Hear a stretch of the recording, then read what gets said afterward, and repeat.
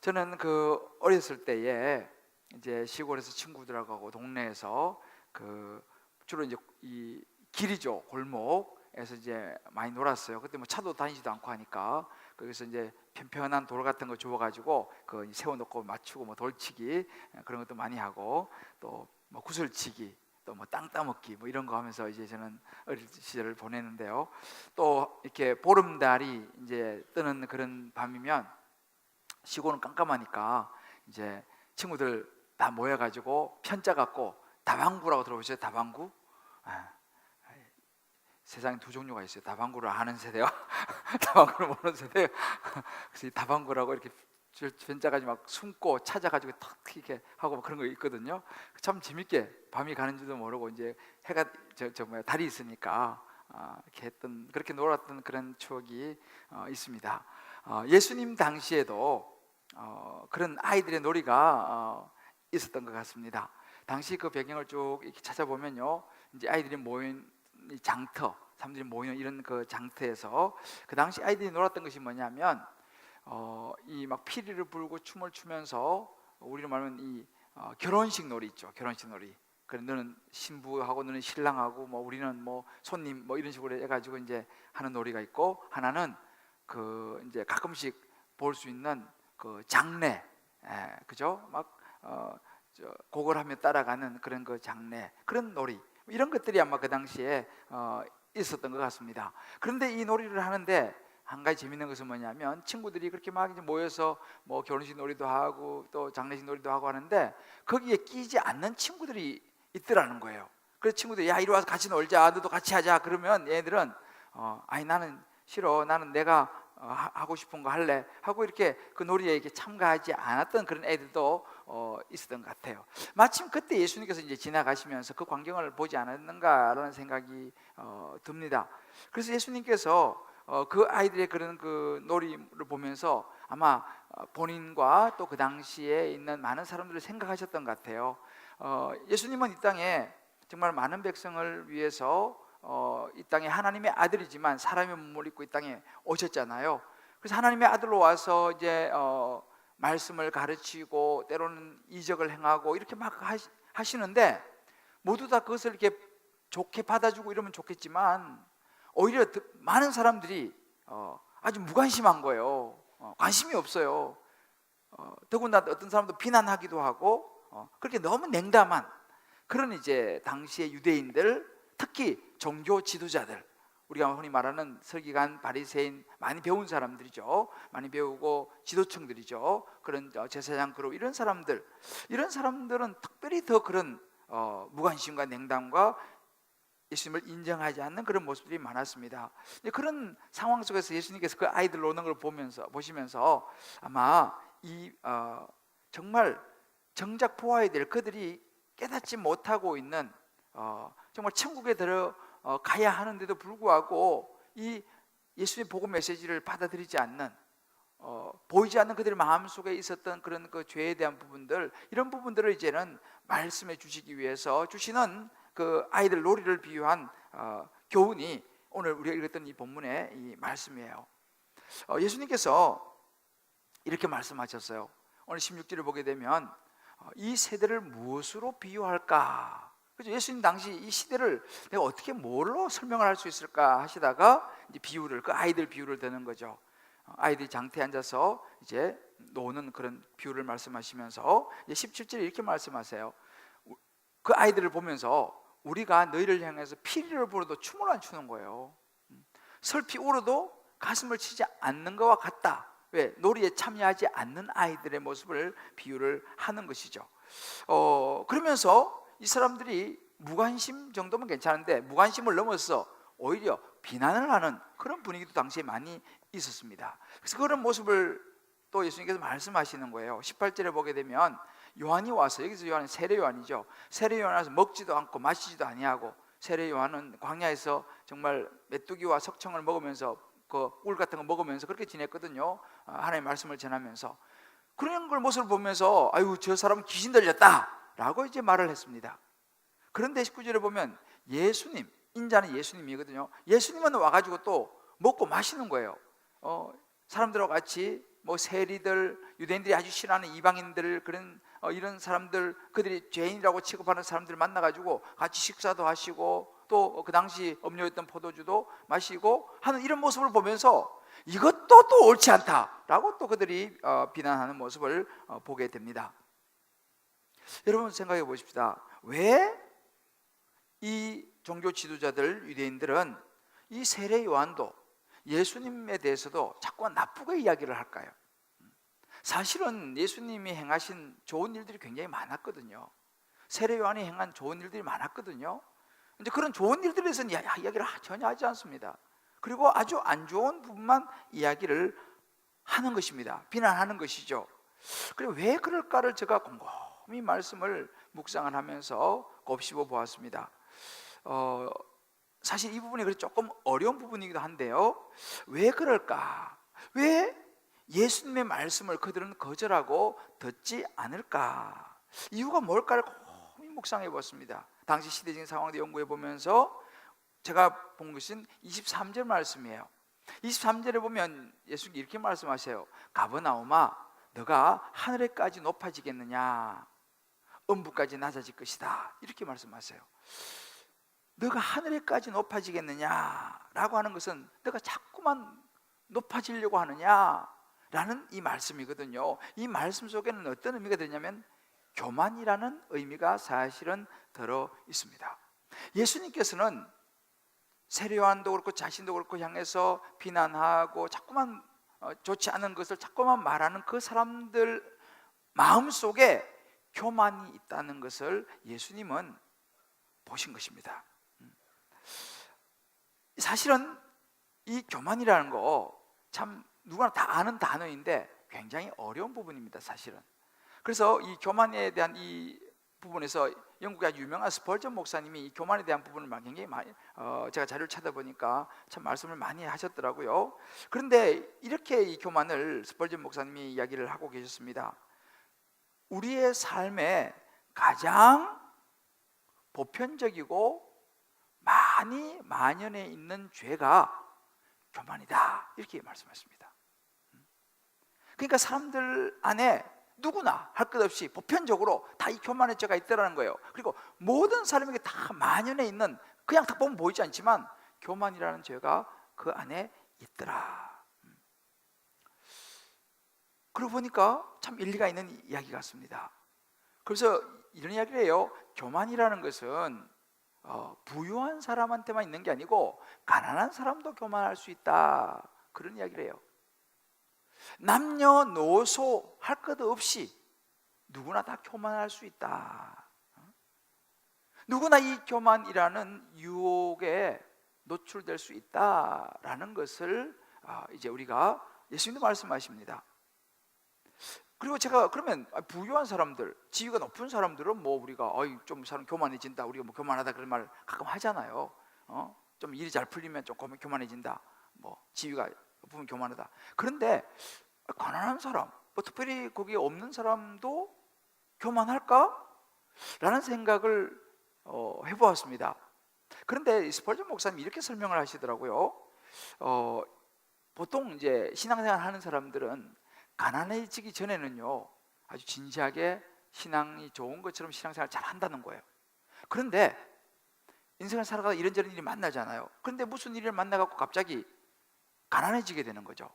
뭐 실패를 경험한다든지 이렇게 되면은 어떤 현상이 교회 신앙인들에게 나타나느냐 하면 일단은 교제를 끊어버린다는 거예요. 사람들을 더 이상 안 만난다는 거예요. 그리고 또 이제 아무래도 어려워지니까 옷도 예전처럼 뭐 잘 입을 수도 없겠죠. 그리고 집도 전에는 좀 괜찮은 집에 살았으면 이제 형편이 어려웠으니까 좀 그런 집으로 이제 이사도 가야지 않습니까?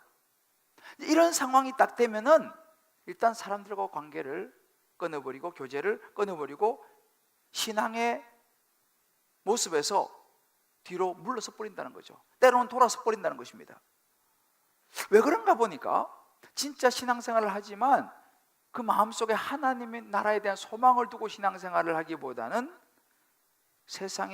여전히 세상의 부유함과 세상의 그런 가치관을 가지고 신앙생활을 해오고 있기 때문에 그런 눈에 보이는 어떤 일이 생겨버리면 자기의 원래의 모습이 나온다는 것입니다. 그래서 이런 이야기를 하시는 거예요. 하나님 앞에서 그런 사람은 사실은 겸손한 사람이 아니었다는 거예요. 진짜 하나님 말씀 앞에 겸손한, 하나님만을 바라보고 살아온 사람이라면 그런 상황이 됐다 하더라도 그것이 변함없어야 되는데 진짜 마음속에 겸손이 없었기 때문에 그런 시련이 왔을 때에 떠나버린다는 거예요. 돌아서 버린다는 것입니다. 참 일리가 있다는 생각을 해봐요.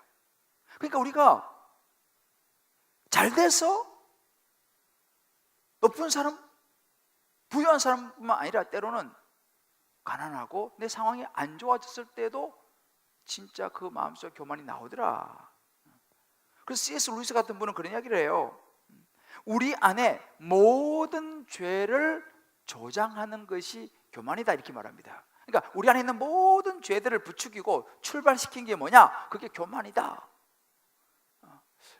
라고 심지어 이야기를 합니다. 바로 이런 교만에 당시 유대인들, 서기관들, 바리새인들이 넘어간 거죠.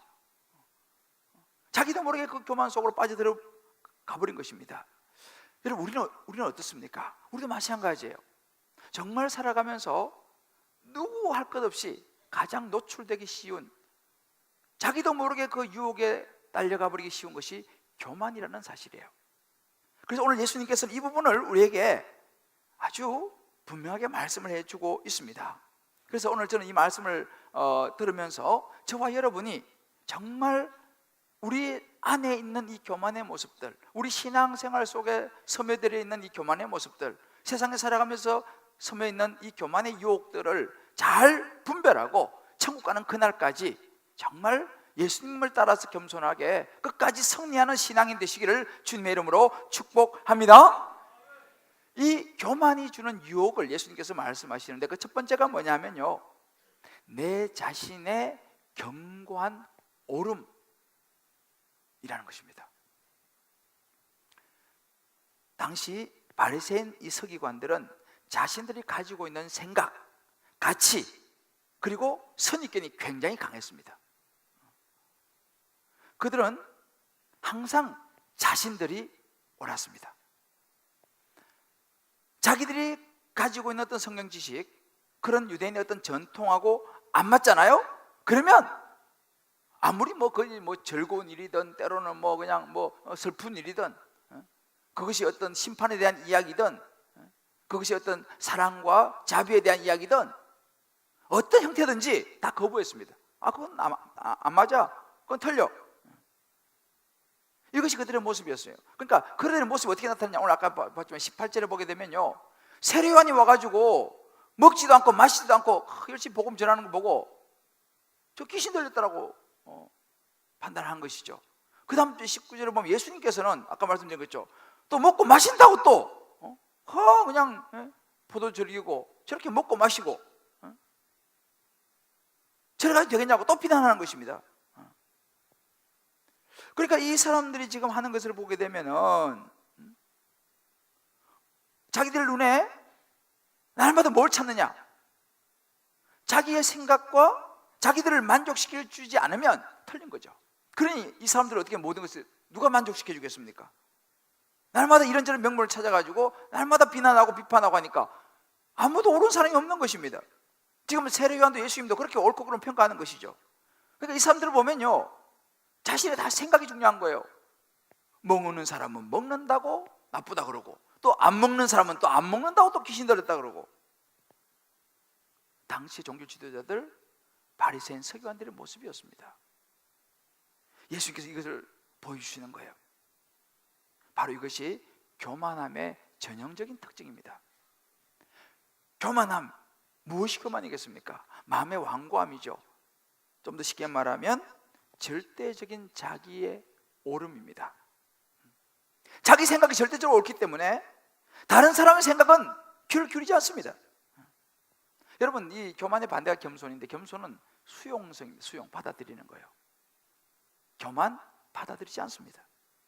자신의 생각과 다른 주장을 펼치는 사람은요, 무조건 그 사람은 비난의 대상이 되고 거부의 대상이 되고 정죄의 대상이 되는 모습을 보여주고 있습니다. 그렇다면 이 바리새인 서기관들이 예수님이나 세례 요한을 향해서 이렇게 비난을 할 때에 도대체 어떤 생각으로 했을까라는 거예요. 정말 이들이 왜 세례 요한은 저렇게 광야에서 메뚜기와 석청을 먹으면서 저렇게 하나님 나라를 선포하면서 왜 저렇게 금식도 하면 저렇게 살까라는 이유를 좀 생각을 해봐야 되는데 거기에 관심이 없어요. 예수님께서 왜 저렇게 그들이 싫어하는 세리들을 찾아다니고 가난하고 힘든 사람들 도와주고 치료해주고 왜 그렇게 하시는가? 거기에 관심이 없어요. 왜 관심이 없을까? 그렇게 비난하는 것입니다. 왜 그럴까요? 그들은 그것이 싫은 거예요. 자기들은 그렇게 세례 요한처럼 사는 것이 싫은 거예요. 예수님처럼 그렇게 어려운 사람 돕고 막 그렇게 사는 거 싫은 거예요. 자기들이 싫으니까 그건 틀린 거죠. 잘못된 것입니다. 여러분, 비난하는 것은요, 관심이 아니에요. 그것은요, 우리가 그래서 솔직히 이들의 마음속에는 자기들은 그렇게 살기 싫다는 것입니다. 자기들의 생각하고 안 맞다는 것이죠. 우리도 가끔씩 보면 그럴 때가 있어요. 내가 하기 싫으면 나 혼자 안 하면 좀 거시기 하잖아, 그죠? 그래서 분위기를 싹 만들어 같이 안 하게 해야 돼. 그래야지 좀 나도 묻히니까. 우리는 이런 마음이 있어요. 그래서 이 군중 속에 함께 나도 끼어 들어가 갖고 같이 안 하고 싶은, 이게 이제 우리 마음 속에 있는데, 물론 이 서기관 바리새인들 나름대로의 이유를 가지고 있었어요. 무슨 이유입니까? 논리가 있어요. 그 사람들도. 세례 요한은 너무 거룩했어. 자기들이 볼 때는 그건 지나친 거야. 반대로 예수님은 너무 거룩하지 않아. 자기들 볼 때는 틀린 거예요. 그렇습니다. 그런데 사실은요, 이 종교 지도자들, 서기관, 바리새인, 제사장들, 이 유대인들 마음 밑바닥을 우리가 한번 들여다봐야 돼요. 진짜 마음 밑바닥을 가만히 들여다보면요, 거기는 결국 뭐가 있느냐? 욕심이 있습니다. 욕심. 예수님에 대한 불신이 있어요. 결국은 자기가 생각한 대로 안 됐다 이거잖아요. 결국은 자기 욕심대로 안 됐다 이겁니다. 결국은 자기가 원하는 대로 안 됐다는 거예요. 그러니까 이런저런 이유와 구실을 삼아서 결국은 틀렸다고 비난하는 것이죠. 합리화하는 것이죠. 우리가 참 신앙생활을 보면요, 말씀은 말씀, 나는 나일 때가 많아요. 우리도 이제 훈련도 이렇게 시켜보면 훈련은 열심히 잘 받지만 훈련 받는 거는 훈련 받는 거고 나중에 가면 뭐 자기 하고 싶은 대로 해. 성경도 묵상은 열심히 묵상해. 근데 나중에 가면 보면 자기 하고 싶은 대로 해. 왜 그렇습니까? 그게 이제 자기 안에 견고한 오름이 있기 때문에 그래요. 그래서 C.S. 루이스 같은 분은 그런 이야기를 합니다. 교만은요, 지옥에서 곧장 올라온 마귀 자신의 죄다 이렇게 말해요. 지금 막 지옥불에서 올라온 마귀의 죄가 교만이다. 심지어 C.S. 루이스는 그렇게 이야기를 합니다. 그러니까 우리 안에 있는 모든 삶의 모든 악을 갖다가 만들어내고 시작하게 하는 것이 그 사람 속에 있는 교만이더라는 거예요. 그 교만을 가만히 들여다보면 그에게는 결국은 자기 욕심이 있더라는 거예요. 자기가 옳다라는 것입니다. 예수님이 이 교만을 분명히 말씀을 하고 계세요. 제가 우리 교회 요즘 이제 레위기 말씀을 묵상하고 이제 이번 주 요나스로 들어갑니다. 이제 요즘 말씀 묵상을 참 우리 교회 많이 하는데요, 한 집사님이 말씀 묵상을 하고 간증을 하신 것을 제가 여러분 잠깐 좀 나누려고 해요. 이 집사님 그래도 잘 나가시는 분인데, 내 인생에서 가장 잘 나가던 시절은 한 큰 정권 회사 이사로 재직하던 때입니다. 외국계 리스크 관리 시스템 업체 한국 지점장을 하던 저에게 전혀 생각지도 않던 한 큰 정권 회사 이사직 제안이 왔습니다. 이사 취임을 하고는 너무 감사해서 아침에 출근하면 꼭 성경을 읽고 기도를 하며 하루 일과를 시작했습니다. 이때까지는 주님께서 제 주인이셨던 것 같습니다. 그런데 시간이 지나며 제 교만이 머리를 들기 시작했습니다. 정권 업계가 경기가 좋아서 수익이 많이 나고 그 수익을 전산 투자로 돌리는 작업을 주도했던 저는 인터넷 트레이딩 시스템의 개편, 도입, 지식관리 시스템의 도입 등 회사의 중심이 되는 시스템을 차례로 구축하며 분기별 과장급 이상 회의에서 매번 발표하며 주목을 받았고, 전산 마케팅 담당하면서 만든 회사 홍보 광고도 최고의 평가를 받으며 승승장구했습니다. 너무 잘 나간 거죠. 여기서부터 이제 일이 생기는 거죠. 그러다 보니 주위 사람들의 아부성 이야기가 듣기 좋았고, 나보다 나이 어린 언어조차도 대수롭지 않게 생각하게 되었습니다. 늘 제 생각이 옳았던 것이죠. 이제 어떻게 될까요? 그러면서 언제부터인가 아침에 읽던 성경 말씀과 기도가 사라져버리게 되었고, 교만과 세상 속에 빠져 지내기 시작했습니다. 성경에 나오는 이 사울의 종 시바가 주인 없는 집에서 주인 노릇을 했던 것처럼 나의 주인인 예수님을 밀어내고 내가 나의 주인이 되어버렸던 것이지요.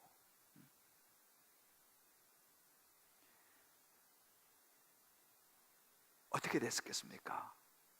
이제 하나님을 밀어내고 자기의 그 오름과 자기의 실력이 자리를 잡으니까 그 오름이 그를 가만두지 않았습니다.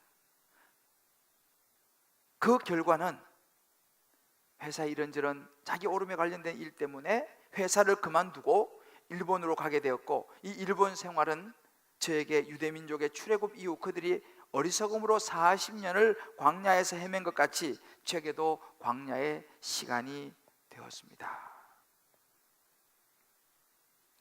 이 교만이, 자기의 오름이 점점 올라가고 승승장구하다 보니까 어느샌가 말씀이 나에게서 멀어져 버리고 내가 주인공이 되면서 자기의 오름이 되면서 좀 맞지 않는 것은 던져버리는, 그래서 하루아침에 회사를 나오게 되고 자기 오름으로 또 일본을 가서 여러 가지 상황 속에서 참 그런 시절을 보낸 고백이에요. 이것이 교만의 결과입니다. 그러나 이 집사님 그나마 일본에 가서 다시 하나님을 만났습니다. 이렇게 이야기합니다. 그러나 은혜의 하나님께서는 무비보셋에게 모든 것을 회복시켜 주셨듯이 광야 생활 속에서 예수님을 저의 주인으로 다시 모시는 은혜를 허락해 주셨습니다. 감사하게 다시 회복을 했어요.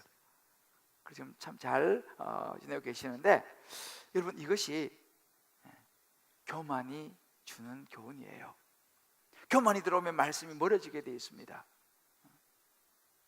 우리의 모습일 수 있다는 것이죠. 제가 최근에 재미있는 드라마 제목을 들었습니다. 이번 주 아내가 바람을 핍니다.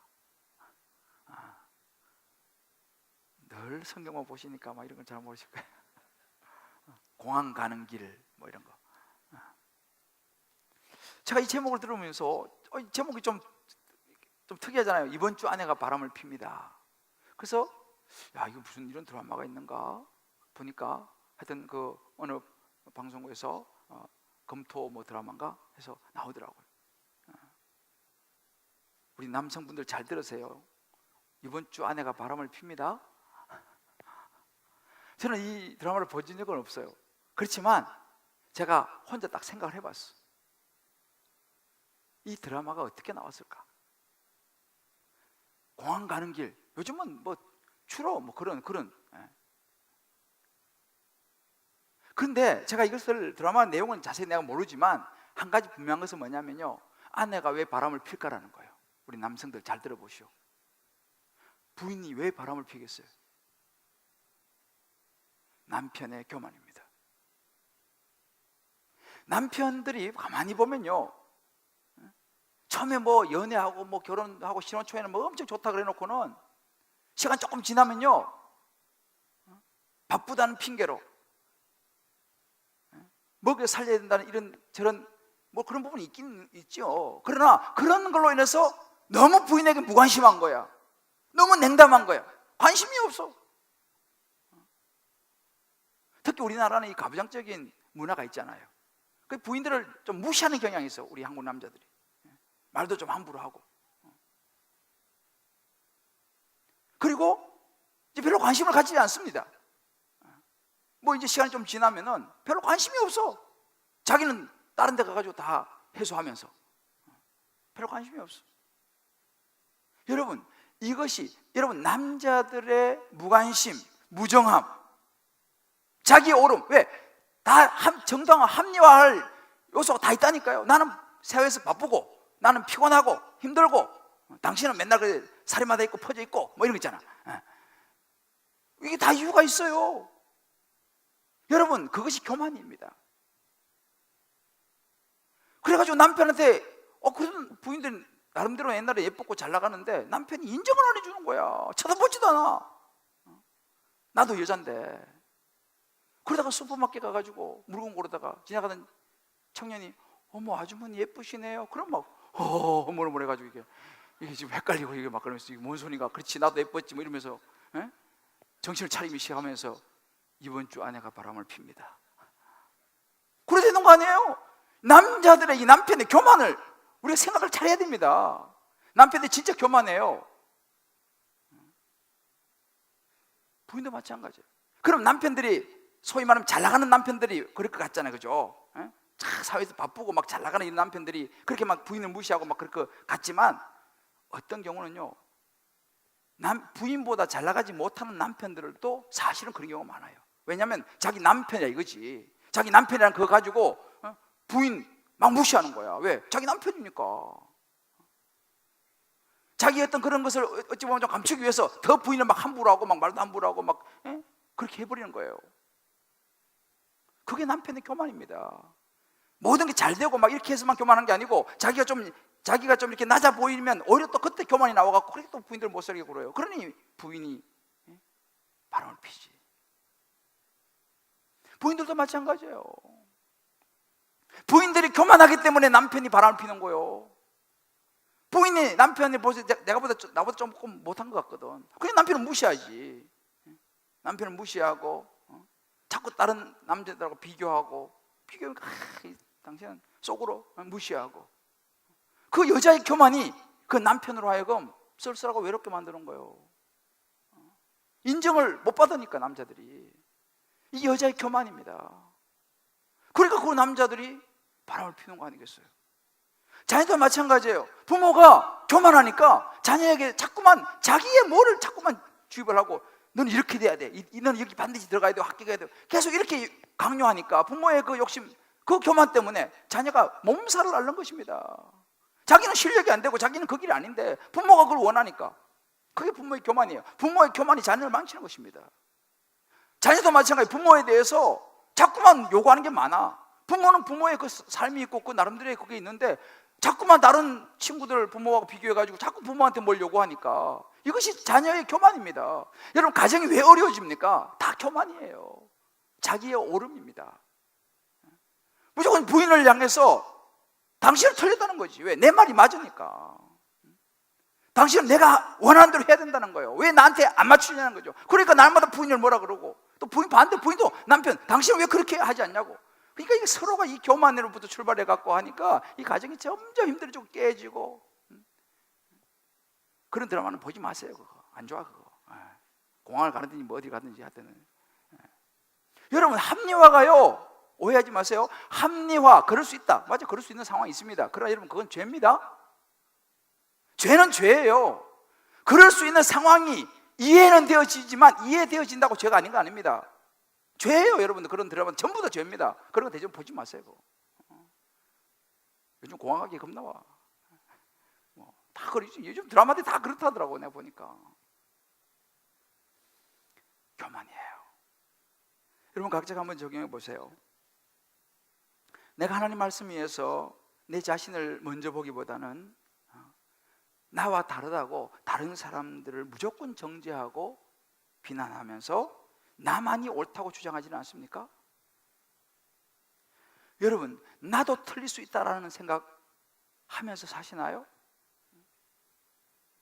아내에게만 요구를 합니까? 남편에게만 요구를 합니까? 자녀에게만 요구를 합니까? 혹은 부모에게만 요구합니까? 주변 사람들에게만 요구합니까? 아니면 내가 먼저 말씀 앞에서 내 자신의 교만을 보고 있습니까? 우리 스스로가 내 의에 사로잡혀서 스스로 교만하게 살아가고 있지는 않는지 각자 스스로 생각해 보시고 다락방 가셔도 서로 좀 나눠보시기 바랍니다. 두 번째 교만이 주는 유혹은 회개를 잃어버리는 것입니다. 여러분, 교만이라는 것은요, 회개를 막아버립니다. 회개가 안 되면 결국은 심판에 이르게 돼요. 하나님께서 그렇게 말씀하십니다. 예수님께서 그 이 부분을 지금 다루시는 것입니다. 여러분, 근데 우리가요, 자신을 돌아보는 회개가 없는 삶은 무너지게 되어 있습니다. 왜요? 자신이 보이지 않는 사람은 무너지게 되어 있어요. 왜? 자기는 항상 오르니까. 자기 자신이 안 보여. 자기 자신의 죄가 안 보여. 회개 당연히 안 나오죠. 결국은 자기 의와 자기의 오름에 사로잡혀서 그렇게 인생이 무너지는 것이죠. 예수님께서 지금 그 부분을 말씀하십니다. 오늘 20절을 보게 되면요, 예수께서 권능을 가장 많이 행하신 고을들이 회개하지 않았다 그랬어요. 예수님께서 권능을 가장 많이 행하신 고을 뒤에 부분 나옵니다. 예수님이 사역했던 갈릴리 지역에 많은 기적과 이적을 행하셨던 그런 지역들 사람들이 회개를 하지 않았어요. 예수를 받아들이지 않은 것입니다. 그럴 때에 21절에 보게 되면 이 사람들이 화 있을진저 고라시나 화 있을 베세다야 너희에게 행한 모든 권능과 두로 시돈에서 행하였다면 그들이 벌써 베옷을 입고 제에 앉아 회개하시리라 이 말입니다. 이게 좀 말이 어렵지만 이 고라신 베세다 지역은요, 이 갈릴리 지역이에요. 예수님이 사역을 했던 갈릴리 지역, 뒤에 나옵니다. 가버나움 지역입니다. 가버나움에서 가까운 갈릴리 지역이에요. 예수님이 여기서 많은 이적을 행하셨어요. 말씀을 가르쳤습니다. 그런데 두로와 시돈 지역은 좀 저 북쪽 지역인데 거기는 예수님께서 그런 이적을 별로 보인 적도 없고 거기는 그야말로 이 용과 이 죄와 우상이 가득한 그런 지역이에요. 그 예수님께 그런 말씀하시는 거예요. 내가 차라리 그곳에 가서 이런 이적을 좀 보였으면 그 사람들은 죄 뒤집어서 다 회개했을 텐데 너희들은 회개 안 하는 거란 말이에요. 그러면서 22절에 무슨 이야기하냐면 심판을 말씀하십니다. 회개하지 않는 사람에 대한 심판을 이야기하는 거예요. 그러면서 23절에 좀 구체적으로 말씀하십니다. 가버나오마 이렇게 말해요. 가버나오마, 내가 하늘까지 높아지겠느냐? 언제까지 교만하겠느냐? 음부까지 낮아지라 지옥까지 떨어지게 될 것이다 이렇게 말해요. 심지어 소돔이 더 낫다 심판에 있어서. 그래서 마지막 24절에는 다시 심판을 말씀을 하고 계십니다. 이 가버나움의 교만에 대해서 이야기하는 거예요. 여러분, 교만한 사람은요, 이 교만이라는 것은요, 사람의 눈을 가려버려요. 이 교만을 설명할 때 스펄전 목사님이 그런 비유를 들었어요. 우리가 이 물컵이 있지 않습니까? 이 물이 얼마 되지 않습니다. 그렇지만 이 물을 들고 있으면 이건 짐이 돼요. 힘이 들어요. 그런데 이 물을 들고 있는 것이 아니고 우리가 풀장 같은 데 있잖아요. 그런 물 속에 내가 풍덩 빠지지 않습니까? 그러면 물이 온몸을 내 위에 덮어서니까 사실은 그 무게를 힘든 걸 느껴야 되는 거예요. 그런데 우리는 못 느끼잖아요. 물이 무겁다 뭐 그런 걸 못 느끼잖아요. 교만이 그런 거와 같다 이렇게 설명을 합니다. 머리끝부터 발끝까지 교만으로 가득 찬 사람은요, 자기가 교만하지 않다고만 생각해요. 머리부터 발끝까지 교만에 풍덩 빠져 있는 사람은요, 자기 교만하다 생각을 못한다 이 말입니다. 혹시 여기서도 나는 교만하지 않은데 라고 생각하는 분이 혹시 계시면 그런 분들은 아주 교만한 사람이에요. 교만에 풍덩 빠져 계신 분이라고 생각하시면 돼요. 교만이 바로 이런 것입니다. 교만이라는 것이 우리의 눈을 딱 가리면요, 회개가 안 되는 거죠. 회개가 안 되면 결국 심판으로 가는 거죠. 예수님께서 이 가버나움 사람들을 예로 들어서 설명을 지금 그들을 가지고 이야기를 하는 것입니다. 예수님께서 가버나움 동네 이름 기억나시죠? 가버나움이라는 동네는요, 산상수훈하고 내려오셨을 때 처음 들어간 동네 가버나움 기억나시죠? 그 가버나움 중심으로 예수님께서 굉장히 많은 이적을 행하셨어요. 우리가 그동안 많이 보았습니다. 무슨 이적을 행했습니까? 문둥병자 낫게 해줬죠. 내려와서 처음 하신 게 백부장 하인 고쳐주셨죠. 열병에 걸린 베드로 장모 고쳐주셨죠. 친구들이 데리고 온 중풍병자 고쳐주셨죠. 회당장 야이로의 딸 고쳐주셨죠. 이런 일을 전부 다 가버나움에서 다 행했어요. 산상수훈하고 내려오셔가지고. 여기 아까 베세다였죠. 베세다. 이 베세다는 어떤 지역이냐면 거기서 멀지 않은 곳인데 예수님께서 무리로 걸으신 사건이 있어요. 그 무리로 걸으신 사건이 바로 베세다 지역입니다. 놀라운 것을 사람들이 보았어요. 거기서 이 고라신 이쪽 지역에서는요, 소경 고쳐주시고 병자 고치시고. 그러니까 다시 말하면 이 가버나움 지역, 고라신 베세다 지역 사람들은요, 예수님의 말씀을 직접 들었고, 특별히 가버나움 동네 사람들은 더 예수님을 가까이서 수많은 이적을 보면서 예수님 앞에 말씀을 듣고 회개할 기회가 많았습니다. 왜? 그만큼 예수님과 함께 했던 시간이 많으니까요. 그런데 너무 슬픈 사실은 뭐냐? 그 가버나움 사람들이 예수의 말씀을 받아들이지를 않았다라는 사실이에요. 오히려 냉담하게 무관심했더라는 사실입니다. 오히려 먹고 마신다고 비난했더라는 사실이에요. 이게 얼마나 안타까운 일입니까? 그 예수님은 차라리 그런 이적을 갖다가 저 두로 시론에 가서 했으면 그 사람들 다 회개했을 것이다라고 예수님이 안타까움에서 말씀을 하시는 것입니다. 그래서 여러분, 가버나움아 너희가 하늘까지 높아지겠느냐, 이 말 속에 우리가 참 중요한 의미가 들어있어요. 가버나움, 가장 혜택을 많이 본 지역이에요. 예수님을 말씀을 가장 많이 들었던 사람들. 제가 이 말씀을 가만히 묵상하면서 그러면 오늘날 이 가버나움은 어디 누구에 해당될까를 가만히 생각해 봤어요. 가버나움, 오늘 이 시대를 살아가는 우리의 이 시대 속에서 가버나움은 어디일까요? 이 가버나움은요, 아마도 교회일 것입니다. 교회 밖에 있는 사람들은 잘 몰라요. 예수님 말씀을 듣지도 않고 잘 몰라요. 근데 교회에 있는 사람들은 날마다 말씀을 들으면서 예수님이 이적 행한 것을 듣기도 하고 말씀을 매주 듣습니다. 가버나움이죠. 개인적으로 본다면요, 말씀을 가장 가까이 하고 가장 말씀을 많이 이야기한 사람이 누구예요? 누구였습니까? 우리 교회에서 목사님 저 아니겠습니까? 그러니까 어찌 보면 가장 말씀을 가까이 하고 혜택을 많이 보는 가버나움의 사람이 누구냐? 바로 목사님 접니다. 우리 교육자들이에요. 교회에서 신앙생활 오래 하신 장로님들, 권사님들, 안수집사님들 그런 분들이시겠죠. 왜? 가장 혜택을 많이 본 분들 아니에요. 가장 말씀을 많이 들었고 예수님 이적에 대해서 가장 많은 설교를 들었던 분들, 바로 가버나움일 수 있다는 것입니다. 교회 오래 다니신 분들. 그런데 문제는 뭐냐? 그런 오래 교회 다녔던 목사가, 그런 교회 장로, 권사, 집사 오래 다니셨던 분들이 말씀이 안 들린다는 사실이에요. 말씀이 안 들린다는 사실이에요. 그래서 가버나움아 하늘에까지 높아지게 점점 더 교만해진다는 거예요. 목사가 점점 더 교만해지고 교회 신앙생활 오래 하면 오래 할수록 어떤 중요한 지식에 앉으면 더 교만해진다는 사실이에요. 예수님이 그걸 안타까워하시는 것이죠. 이 영적인 교만이 얼마나 무서운지 몰라요. 영적인 교만이 들어가면요, 자기가 교만한지를 몰라.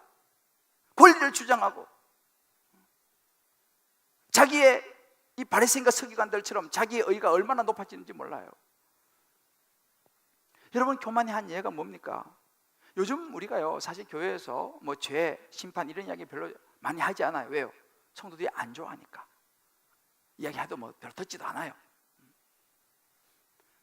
그리고 우리 교회는 이 부분은 제가 자주 이야기하는 편인데, 또 이런 이야기 해도 별로 지옥 갑니다 이래도 별로 놀라지 않아요, 여러분들이. 죄지면 안 됩니다 그래도 별로 그냥 여러분들이 이렇게 놀라지 않아요. 왜 놀라지 않을까요, 여러분들? 자기 이야기가 아니기 때문에 그래요. 나는 거기 별로 해당이 없어 라고 생각하기 때문에 그거 별로 놀라지도 않고 심각하게 생각지도 않잖아요. 심판 별로 관심 없어요. 나는 그런 심판받을 사람이 아니야. 난 지옥 갈 사람이 아니야. 난 바로 천국 가게 돼 있어. 우리 그렇게 생각하는 거예요. 여러분 보세요. 가끔 교통사고 났다 그런 소식 들리잖아요. 그리고 우리가 아이고 안타깝네, 어떡하지? 그리고 잊어버려요. 왜? 그건 내일 직접적인 내일은 아니잖아요.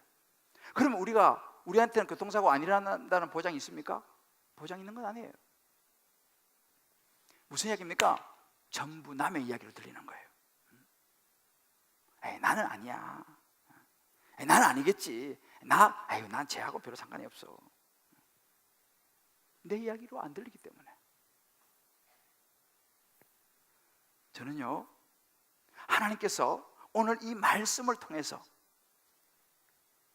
저와 여러분 가운데 이 죄에 대해서, 심판에 대해서 생각해 볼 기회를 주시는 분이 있다고 믿습니다. 여기에도 회개할 분이 있다고 저는 믿습니다. 특별히 우리 남자 성도들 가운데 많은 것 같아, 내가 보니까. 남자 성도들 가운데서 우리가 교회에 나와서 점잖게 예배를 드립니다. 그러나 마음에는 하나님의 죄, 심판 이런 말씀들이 별로 와닿지 않기 때문에 그냥 앉아 계시다가 가정의 평화를 위해서 계시다가 가는 분이 있을지 모르겠습니다. 죄에 대해서 이야기해도 별로 무덤덤해요. 왜 그럴까? 아마 점잖으신 분이기 때문에 그럴 것입니다. 또 한편으로는 생각이 깊어서 금방금방 반응을 안 보일지도 모르겠어요. 좀 더 생각해보고, 집에 가서 생각해보고 아멘 할 건가 말 건가 집에 가서 생각해보고, 생각이 깊어서 그럴 수 있어요. 그런데 다른 한편으로는요, 우리 마음속에 목사님 아무리 그래도 나는 뭐 큰 죄 지은 거 없어요. 아이 제가요 이래도 괜찮은 사람이에요, 이 정도면요 라는 그런 마음이 내 안에 꽉 있으니까 설교를 들어도 귓전을 서치는 거예요. 왜? 나는 그에 해당되는 사람이 아니니까. 내 이야기가 아니고 그 남의 이야기로 들리는 거예요. 저 죄 지은 사람들, 저 나쁜 사람들로 이야기가 들리기 때문에 말씀이 우리에게 들어오지를 않는 것입니다. 여러분, 이것이 교만입니다. 교만은 여러 가지 예가 많이 있어요. 지금 이제 우리가 수능 시험도 보고 이제 결과도 기다리고 여러 가지 지금 수시도 많이 계속하고 하는데 이런 생각이 드는 분이 있을지는 몰라요. 에휴 교회 다니다 요란을 떨고 나는 그래 신앙생활 안 해도 나는 그냥 적당히 이렇게 해도 이만하면 잘 풀리고 특별히 어려운 일 없고 자식들도 그냥 그런 대로 잘 크고 하니까 이만하면 됐지. 저 집사는 말이지 그냥 요란스럽게 새벽기도 가가지고 눈물 콧물 빼면서 막 기도하고 이것저것 하고 하는데 그래도 그 아들 입을 떨어졌다며 이렇게 믿음 맨날 그래서도 그래 요란스럽게 그럴 필요가 있냐? 내가 좀 이렇게 적당하게 해도 그냥 살고 있는데 라고 혹시 마음에 그런 생각이 드시는 분이 있을지 모르겠어요. 나 그래 요란 뜰 거 없어, 그냥 적절하게 하면 돼. 여러분, 성경 우리가 분명히 말해줍니다. 교만입니다. 그러면 진짜 그런 분들이 죄를 짓지 않았어, 잘해서 그럴까요? 로마서 2장 4절에 이렇게 말씀하십니다. 혹 내가 하나님의 인자하심이 너를 인도하여 회개케 하심을 알지 못하여 그의 인자하심과 용납하심과 같이 참으심의 풍성함을 멸시하느뇨? 무슨 이야기입니까? 그분이 잘해서 그런 게 아니고요, 하나님이 계속 참으시는 것입니다. 계속 기다려 주시는 거예요. 참고 기다려 주는 거예요. 왜? 믿음이 안 되니까 계속 참고 기다려 주는 거예요. 그 교만을 스스로 깨달을 때 계속 기다려 주는데 그거 기다려 주는지는 모르고 자기가 괜찮은 사람인 줄 알고, 그것이 교만이라고 성경은 우리에게 이야기하고 있습니다. 옆에 분이 이야기해줘요. 괜찮은 게 아니고요, 하나님이 꼭 참으시는 겁니다.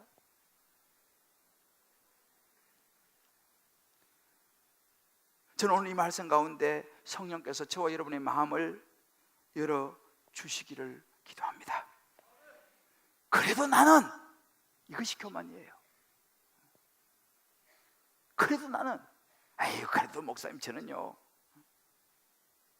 그래도 나는 이라는 생각으로 교회 30년 40년 다녀도 사실은 큰 변화가 없어요. 죄송하지만 그냥 교회 다니시는 거죠. 정말 신앙의 변화는 언제 일어나느냐, 언제 시작되느냐? 주님, 제가 죄인입니다 라는 고백이 진짜 나올 때, 그때 신앙생활이 시작되는 거예요. 할렐루야. 저도 이런 부분들을 보면서 우리가요, 말로는 목사님 저도 죄인이죠, 우리 말은 이렇게 할 수 있어요. 그러나 말은 그렇게 하지만 실제적으로 내 마음속에는요, 내가 죄인이라는 것을 별로 인정하지 않아요. 그래도 괜찮았다 이 정도면 라고 생각해요. 그런 분들이 많이 있어요. 저도 목사 아닙니까? 저도 늘 죄인이라고 제가 말을 하며 살아왔어요. 그런데 나도 모르게 이 정도면 됐지, 뭐 목사가 내가 큰 죄 지은 것도 없고 뭐 잘못한 것도 없고 라고 나도 모르게 생각하며 살아오던 시절이 많이 있었어요. 죄인이라고 말을 하지만 진짜 내가 크게 뭐 잘못하고 죄 지은 게 별로 내 안에 없어요, 내가 생각해 볼 때. 그러니까 이 죄가 실감이 안 나는 거예요.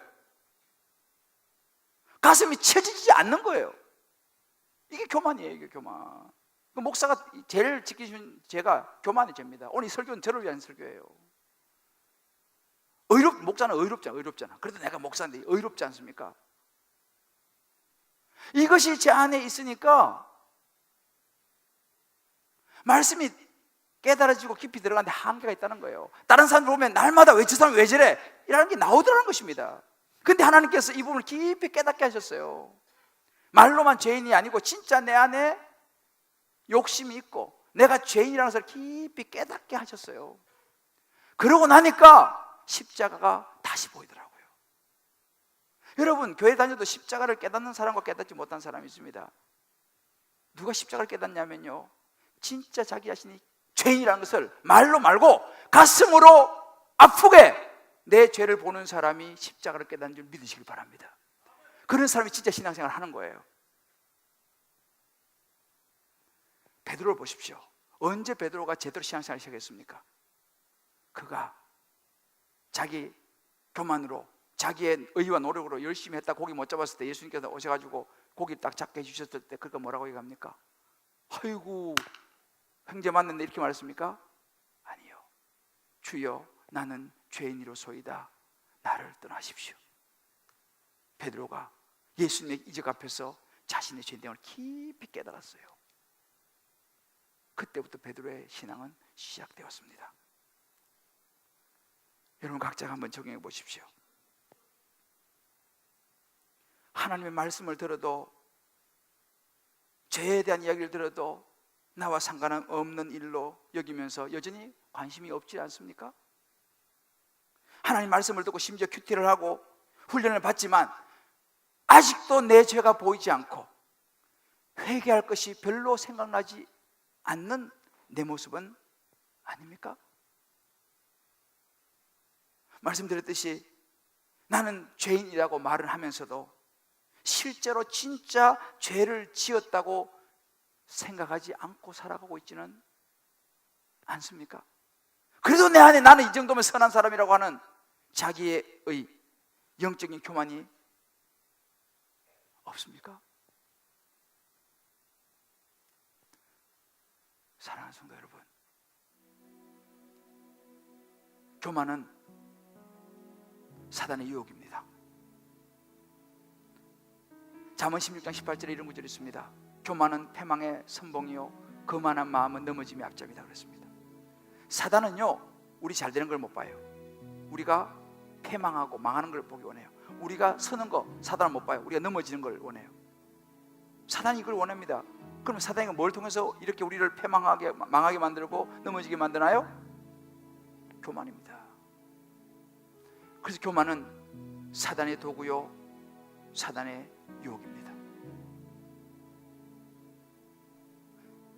자꾸만 자기를 높이려고 하는 유혹, 자기 죄를 보지 못하게 만들려고 하는 유혹, 모든 것을 자꾸만 합리화시키려고 하는 유혹, 모든 사람이 내 관점으로만 보려고 하고 나에게 맞춰줘야 옳다라고 하는 유혹, 결국은 그 유혹에 넘어가서 회개를 잃어버리고 하나님의 심판에 이르게 만드는 교만의 유혹입니다. 이 교만을 꺾어야 합니다.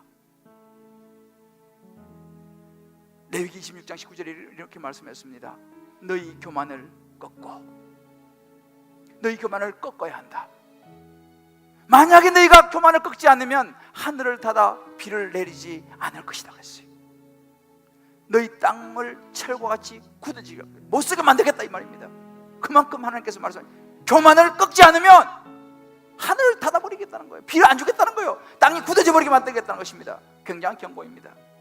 한 집사님 그렇게 고백했습니다. 교만이 가장 큰 불순종인 것 같아요. 나를 버리지 못함이 교만한 삶인 것 같습니다. 한 집사님이 그렇게 고백을 했어요. 레위기 묵상하면서요. 꺾어야 합니다. 어렵습니다. 때로는 잘 보이지 않아요. 우리의 생각의 교만을 꺾어야 합니다.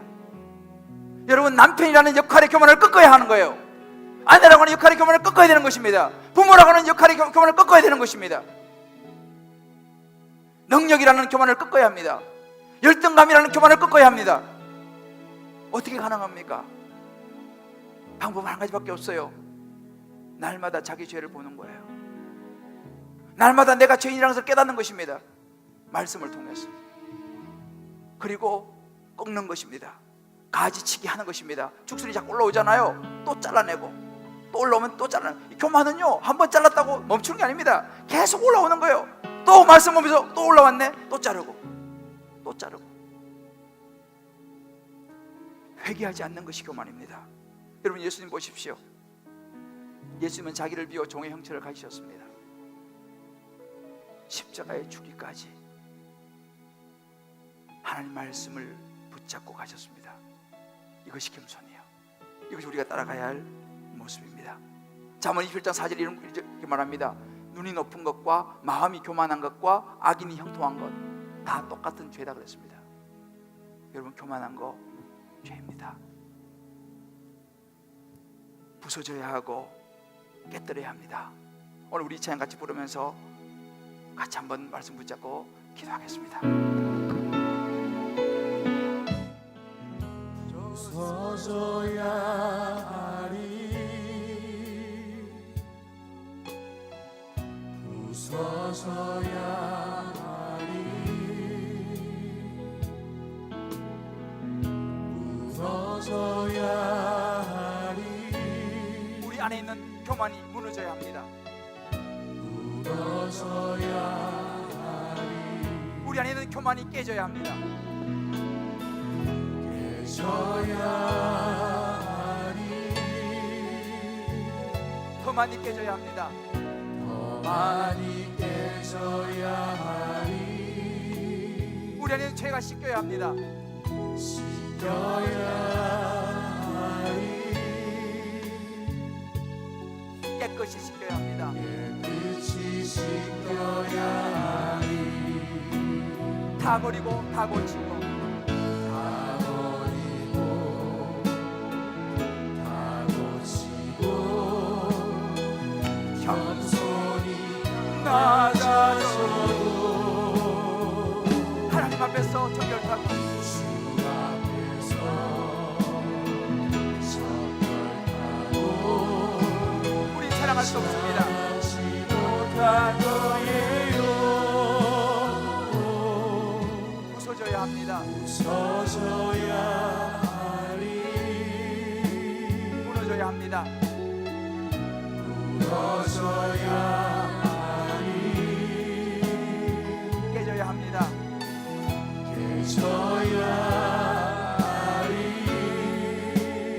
깨끗이 씻겨야 합니다. 깨끗이 씻겨야 하리. 우리 같이 한번 기도하겠습니다.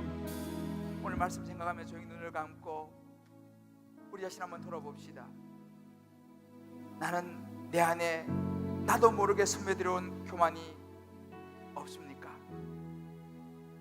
그래도 나는 이 정도면이라고 생각하는 교만은 없습니까? 내가 반드시 옳다라고 하는, 내 생각이 옳다라고 하는 교만은 없습니까? 회개를 잃어버리지 않았습니까? 하나님 앞에 씻겨야 될 나의 죄가 보이지 않아 회개할 것이 없다는 생각이 들지 않습니까? 가버나움아, 하늘에까지 높아지겠느냐? 너가 음부까지 낮아지리라 하셨습니다. 오늘 이 시간 말씀 가운데 주신 음성들을 붙들고 회개할 부분 회개하고 결단할 부분을 결단하고 주님 앞에 내가 교만을 무너뜨리고 깨뜨리고 부서뜨리고 씻기를 원합니다. 우리 한번 이 시간 마음 깊은 곳에 주의 이름 같이 부르며 결단하며 기도하겠습니다. 주여!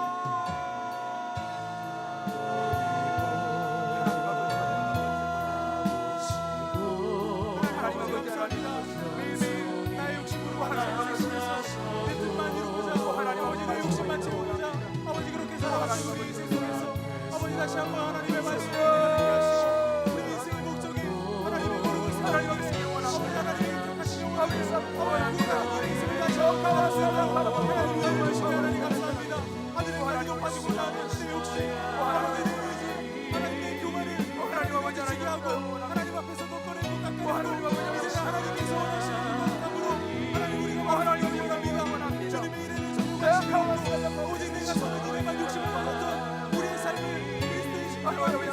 다시 한번 겸손함을 구하며 주 앞에 원하는 구하오니 하나님의 주께서 지식과 아버지의 겸손함을 다시 한번 생각하면서 아버지의 이름을 모시고 하나님 앞에 다시 한번 기도로 도와주시고 우리 교만을 걷고 우리 욕심을 하나님께 하고 우리 가정 속에 하나님 앞에 나의 자녀들의 삶 속에 하나님의 사랑으로 얻을 수 있도록 하나님 나의 삶과 아버지 나의 인생 목적을 방수할 수 있도록 하나님의 말씀하신 이 말씀 아버지 한 주간도 나의 삶을 인도하고 그렇게 말씀할 수 있도록 그렇게 하나님 말씀할 수 있도록 하나님 손에 임하여 주시옵소서. 하나님 받는 교만의 마음을 또 하나님 주시옵소서. 주님께서 온전케 하여 주시기를 원합니다.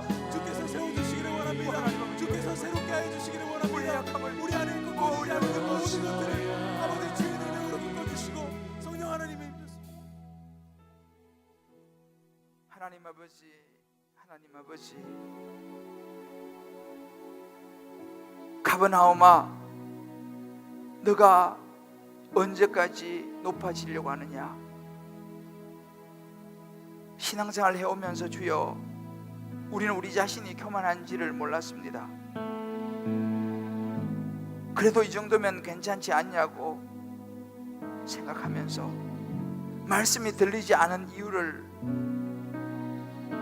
생각조차 하지 못했습니다. 하나님 아버지, 오늘 예수님의 말씀을 들으면서 우리 자신이 바로 그 말씀이 들리지 않는 사두개인이요 바리새인이요 서기관인 것을 고백하지 아니할 수 없습니다. 하나님이 나를 어떻게 보는 것에 대해서는 관심이 없고 사람들이 나를 어떻게 보느냐에만 관심을 두었던 우리의 모습을 하나님 고백하지 아니할 수 없습니다. 주여, 우리를 용서하여 주시옵소서. 우리의 교만을 용서하여 주시옵소서.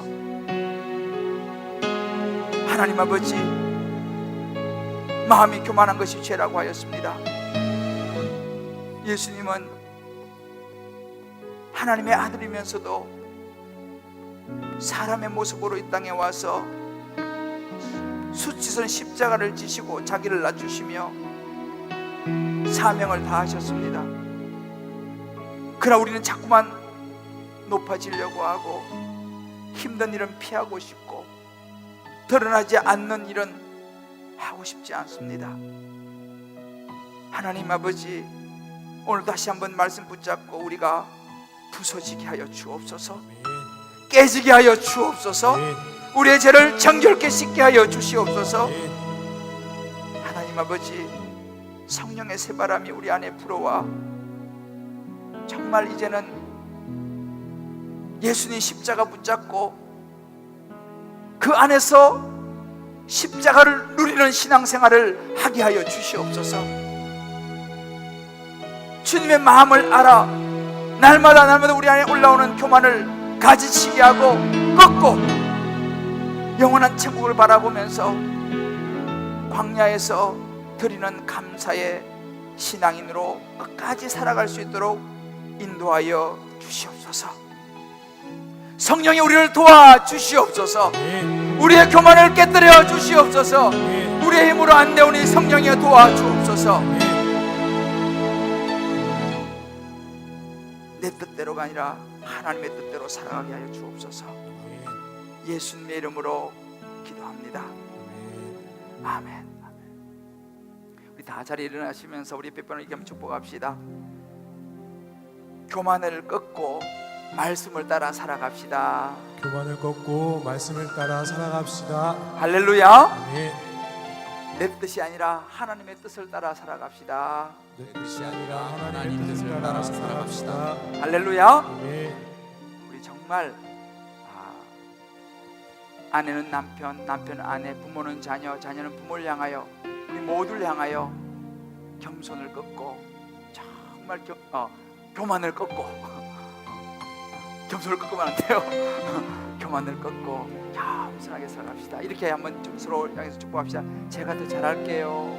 더 잘할게요. 할렐루야. 성령의 새바람 이 땅에 불어오셔서 우리 후렴 한번 정말 성령의 도움 필요해요. 그죠? 잘 안 되잖아요. 성령의 도움을 간구하고 우리 사용하고 축도하겠습니다. 성령의 새바람. 성령의 새바람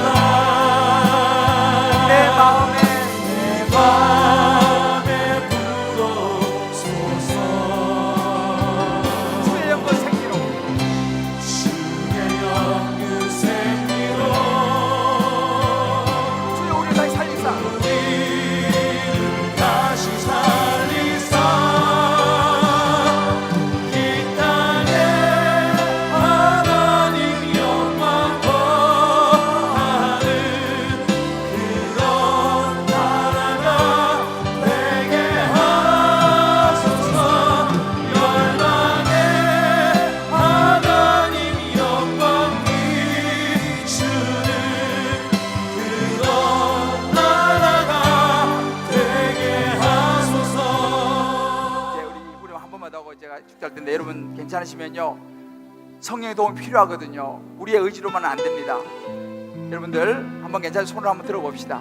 팔이 아프신 분들은 괜찮아요. 그냥 마음에 손을 드시면 돼요. 성령의 새바람 내 안에, 내 마음에, 내 가정에, 이 나라 이 민족에게 부어와 달라고 기도하는 마음 각자 거기서 넣어서 우리 한번 찬양합니다. 성령의 새바람, 우리의 기도입니다. 성령의 새바람 주여, 우리의 마음 가운데 우리 가정 가운데 주여 그렇습니다. 주의 영그 생기로 주여 우리를 다시 살리사 이 땅에 하나님 영광 거하는 그런 나라가 그런 나라가 되게 하소서.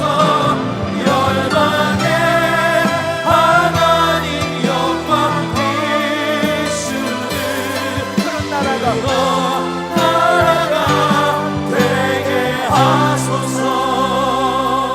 하소서. 이제는 우리 주 예수 그리스도의 크신 은혜와 우리 하나님의 무한한 사랑하심과 성령의 역사 충만하심이 오늘 교만이 주는 유혹을 뿌리치고 가지치기로 꺾기로 결단하며 예수님의 겸손을 따라 살아가리라. 성령의 도움을 받아 내가 그렇게 살아가리라.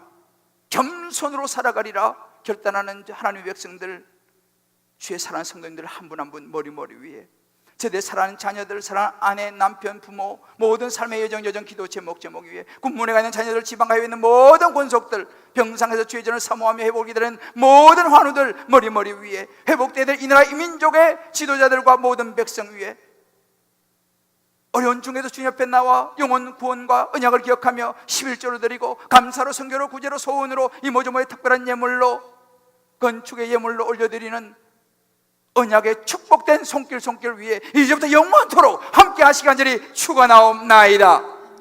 아멘. 아멘.